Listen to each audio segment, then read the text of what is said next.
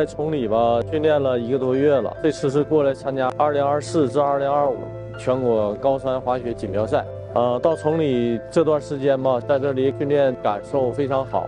这里的雪况啊，包括几个大型雪场的设施啊，包括雪道的那个难度啊，各方面都很好。